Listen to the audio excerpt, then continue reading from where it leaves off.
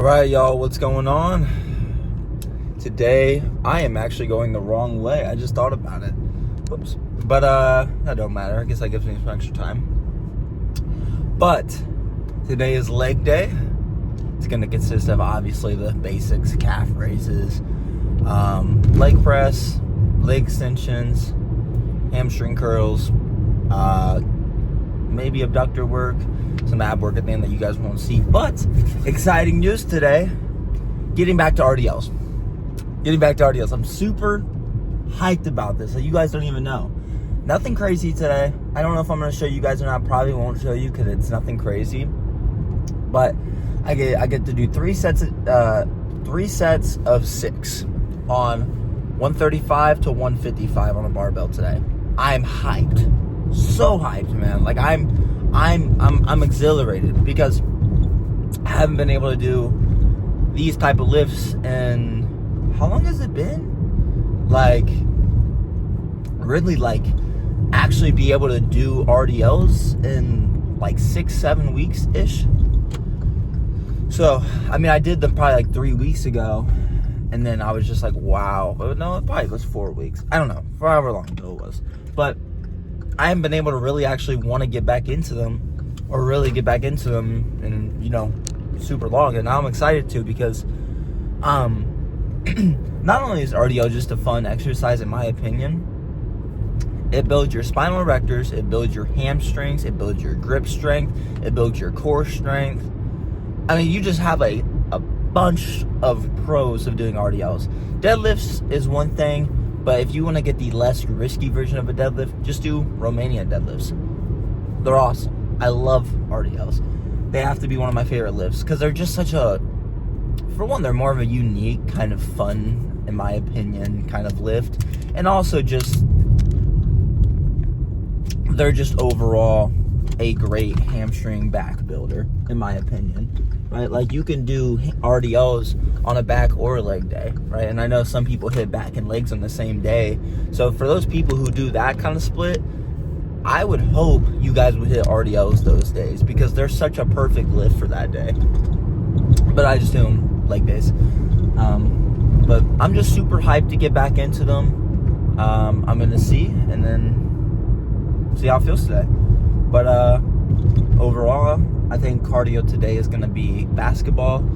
Potentially, I might just do the bike today, just regular cardio, because I haven't really done regular basic cardio in a while. I've been doing kickboxing or basketball.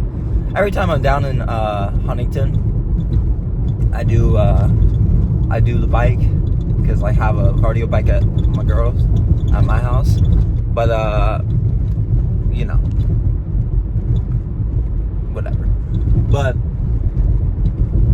we're gonna get into it now, so I'll see you guys here in a second. Alright, first we have 2 sets of the calf raise. Make sure you get a deep stretch at the bottom. Make sure you're training heavy and exploding on the way up, because calves are an exploding muscle, in my opinion, because a lot of athletes jump and whatnot. So explode on the way up to get a good squeeze, and then, like I said, control on the way down to get a good stretch, and train heavy till failure. Do some partials at the end.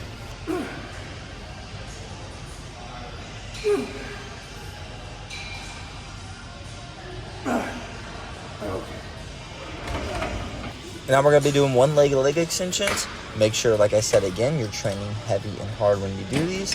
And I like to have one foot at top when I do this, so I'm not getting my other leg activated while I'm doing this. It's just all controlled by one leg. Train heavy and controlled and hard and explode on the way up, and get a deep stretch on the way down. So on some machines, make sure, this one could have used it, but have maybe like a pad in front of the leg pad thing to make sure you go a little deeper. And make sure the pad where your back is on is all the way back, so you're leaned as far back as you can to get the deeper stretch possible. And for this today, we just trained 1 set till all out failure, just banging it out.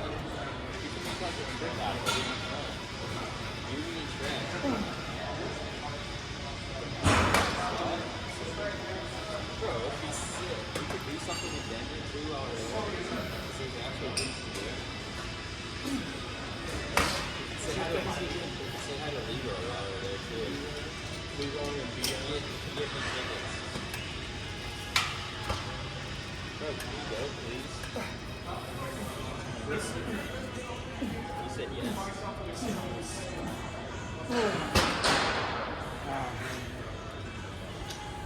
Now we have a seated hamstring curl. Make sure you're leaning forward to get a better stretch on the platform. Really explode and squeeze down with your hamstrings. And make sure you're just going to do one set all out to failure again. And then since I kind of went a little heavier on this and didn't get as many reps as I wanted to, I just did a little drop set. So I always like to do drop sets when I don't get above like 4 or 5 good reps. So, just go to failure again. Like I said, one set.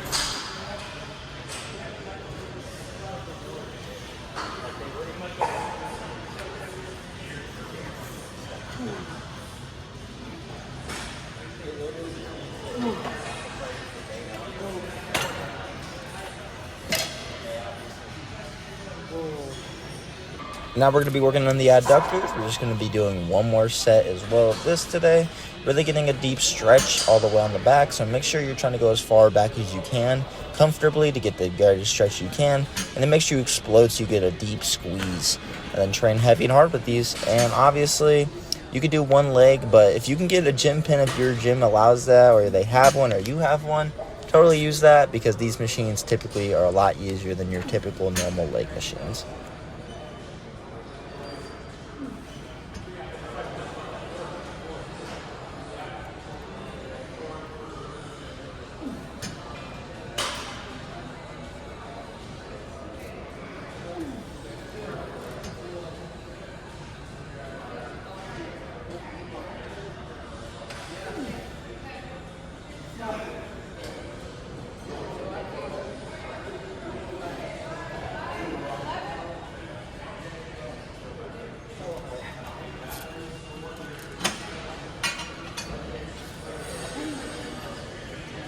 All right, y'all. We're done. All I gotta say is, so for a while, right, I never knew how to train abs properly. Like, I knew what to do, just a better way of executing them. And what I did just then was, so my ab routine at the end was, I did 2 sets of crunches. Felt really good. And then I did, let's see, like a plank hold thing. So I did a 45-pound plate on my back. Sucks to get on your back if you're alone doing it, but whatever, you'll make it work. My shoulder pops every time. I'm scared. But what was I gonna say? But then I did that for about 25-30 seconds total. Held it on my back, and then I go back and I do dead bugs, and then I put a plate under my feet, and then I did 2 more sets of crunches. Dude, I haven't felt my lower abs like that. Like, it was so core engaging. I was like, wow, I have to have a beach body 6-pack now, dog. But no, that was like one of the best times I've trained abs ever. Like, when I'm doing abs, I feel it, but the squeeze on that was crazy. So always have a plate under, or it's like when you have, like when you were in gym class and you were with a buddy and you guys would do abs for whatever workout or whatever, and somebody would hold your feet down. That's actually super, because you're more stabilized and stuff. It makes sense and it's kind of obvious, but I always did it just by myself without anything under. And then I would either just do crunches or I do leg raises. And I tried leg raises today.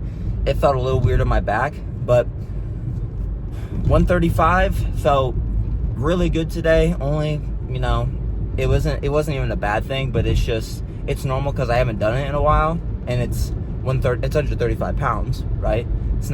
That's not light by any means. It's not heavy at all, but whatever. But my body just has to get reused to getting weight on that specific movement and stuff, and just having a load, without my belt on my back. Because I work at the UPS and I have my weightlifting belt when I work with it, and so I don't really have much tension going in my lower back. But today I did it beltless.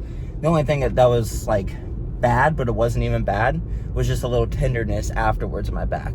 But throughout the whole workout, no pain, nothing. So I'm very happy, very pleased with that. So now I'm in a range where I'm happy, and I'm like, wow, I can actually like start getting better at this. So you know, very happy with that. But now I'm gonna do my cardio, play some basketball, and that'll be all from me, y'all. Hope you guys have a very blessed day and a good night. Bye-bye.